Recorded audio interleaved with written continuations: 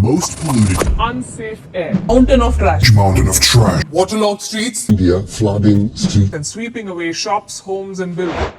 आपके आसपास कहीं ना कहीं हर जगह पे बिल्डिंग फ्लैट्स में कंस्ट्रक्शन का काम चल रहा होगा, लेकिन आपको पता है इस डेवलपमेंट के पीछे एक छुपा हुआ साइलेंट किलर है। जी हाँ, जो सिर्फ पॉल्यूशन नहीं, आपके आसपास की हवा, जमीन और आपका फ्यूचर सब कुछ स्पॉइल करते जा रहा है। और शॉकिंग बात तो ये है कि दुनिया की काफ़ी सारी कंट्रीज़ ने इस प्रॉब्लम का सॉल्यूशन निकाल लिया है, लेकिन इंडिया अभी भी इसे इग्नोर कर रहा है।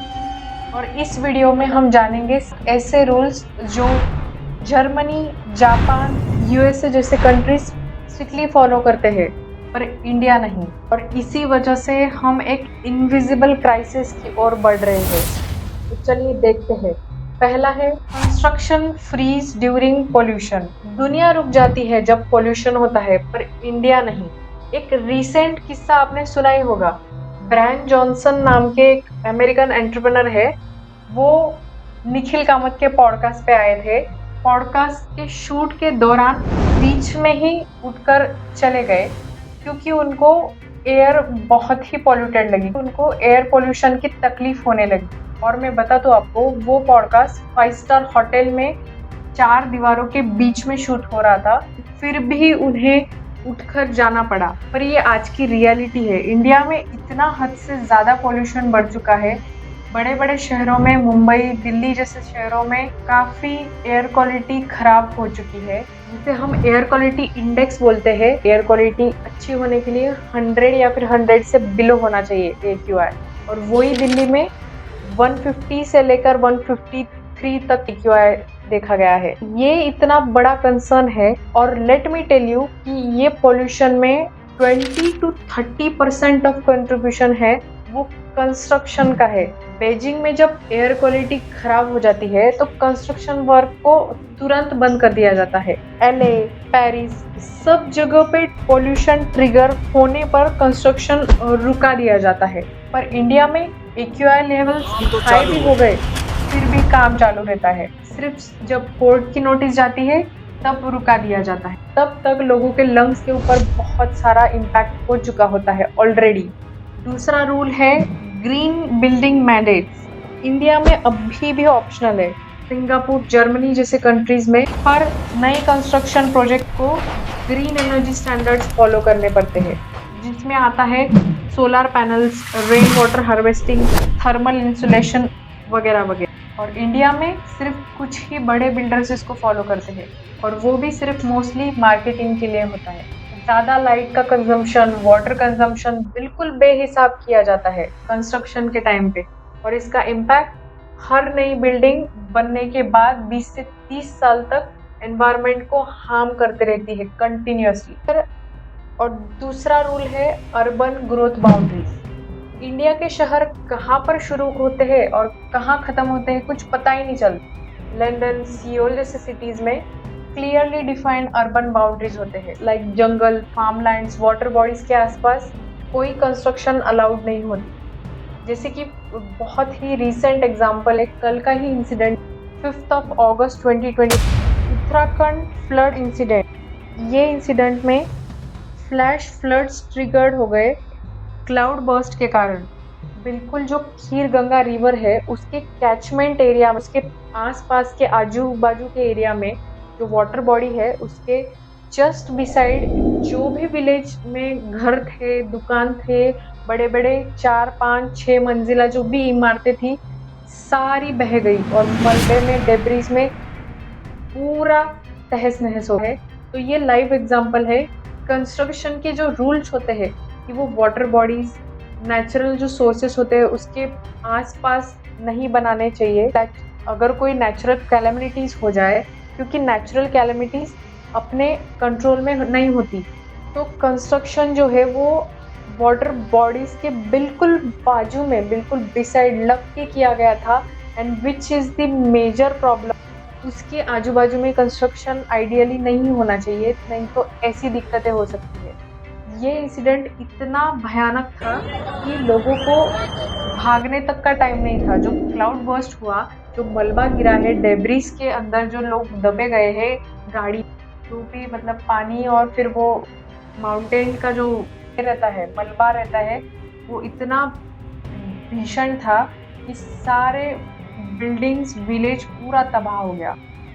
जो इंडिया में कई जगह पर फॉलो नहीं किया जाता। शहर का बॉर्डर हर महीने चेंज हुए, जंगल काट रहे हैं, नदी के किनारे बिल्डिंग्स बना रहे हैं, जैसे हमने अभी देखा वो पूरा विलेज वो नदी के पास बसा हुआ था। और इसमें और भी कुछ मेजर इम्पैक्ट बताए गए हैं, जैसे कि वाइल्ड लाइफ डिस्प्लेसमेंट, रातों रात जंगल काटे जाते हैं, इसकी वजह से जानवरों को बहुत तकलीफ होती है, क्योंकि जानवरों का घर तो जंगल ही है ना। वाटर लॉगिंग जैसे क्रिटिकल प्रॉब्लम्स है वो भी इसके कारण उत्पन्न हो सकते हैं। देन उसके बाद आता है कम्युनिटी कंसेंट। लोगों को पहले पूछा जाता है, आसपास के एरियाज में लोगों से कंसेंट लिया जाता है। जैसे कनाडा, नेदरलैंड्स में अगर किसी एरिया में बड़ा नया कंस्ट्रक्शन प्रोजेक्ट करना हो तो पब्लिक कंसल्टेशन कंपलसरी होता है। और इंडिया में आपके घर के बाजू में 20 स्टोरी टावर कहाँ खड़ा हो जाता है बिना आपके जाने, आपको पता भी नहीं लगता। इसके कुछ मेजर इम्पैक्ट होते हैं, जैसे कि लोकल ट्रैफिक को प्रॉब्लम होती है, वाटर क्राइसिस होते हैं, इंफ्रास्ट्रक्चर प्रेशर होता है। इंफ्रास्ट्रक्चर का जो ये हम प्लानिंग बोलते हैं, सिटी प्लानिंग की तो बात ही छोड़ दो। इंडिया में आप देखोगे ये एक ही गली में छोटे बंगलोज है, ग्राउंड फ्लोर्स के घर है, और वही उसके बाजू में 20-20, 30-30 मंजिला, 7 मंजिला इमारत खड़ी होती है। और फिर लोगों को फ्रस्ट्रेशन भी होने लगता है, क्योंकि ये लैक ऑफ सिटी प्लानिंग में भी आ जाता है। और उसके बाद आता है real time pollution monitoring at sites. India पे मॉनिटरिंग ही नहीं होती।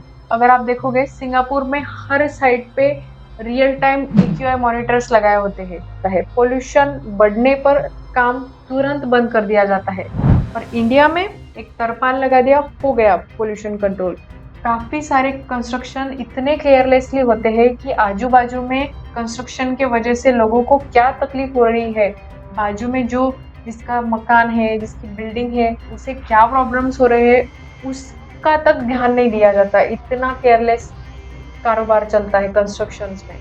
इसके मेजर इम्पैक्ट होते हैं, जैसे कि आजू बाजू में स्कूल्स है, बिल्डिंग्स है, लोकेलिटी है, उनमें डस्ट पोल्यूशन की तकलीफ होती है, नॉइस पोल्यूशन बढ़ जाता है। फिर उसके बाद last but not the least ये लॉ है ज़ीरो वेस्ट कंस्ट्रक्शन लॉ। जो कंस्ट्रक्शन का वेस्ट होता है वो बिल्कुल ही डंप किया जाता है बेहिसाब कहीं पे भी।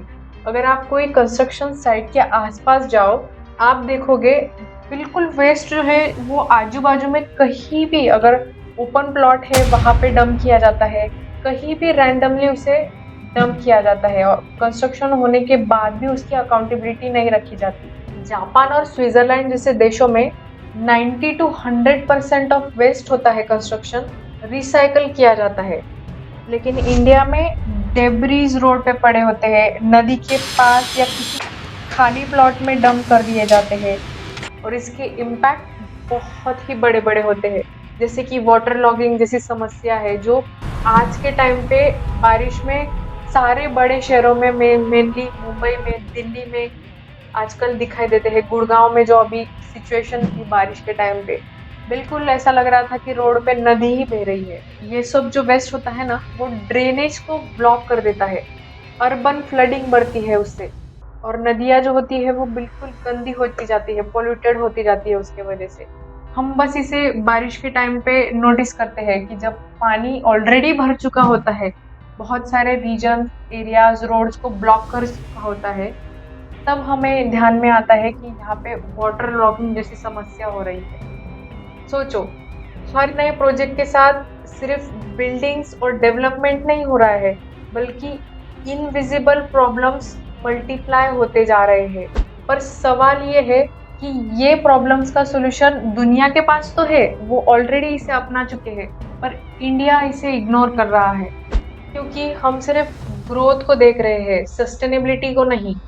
तो अगर आपको लगता है कि ये सोच ज़्यादा से ज़्यादा लोगों तक पहुंचनी चाहिए, तो इस वीडियो को शेयर कर दो और कमेंट में बताना कि आपने क्या इन प्रॉब्लम्स में से कुछ आपके एरिया में होते हुए देखा है।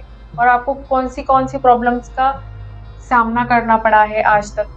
और ये सारे सवाल सिर्फ बिल्डर्स के लिए नहीं है, ये पूरे सिस्टम पर सवाल है, क्योंकि जो हमें डेवलपमेंट लगता है वो डिस्ट्रक्शन भी बन सकता है। इसी के साथ इस वीडियो को यहीं तक रखते हैं, मिलते हैं आपसे अगले वीडियो में, तब तक अपना ख्याल रखिएगा।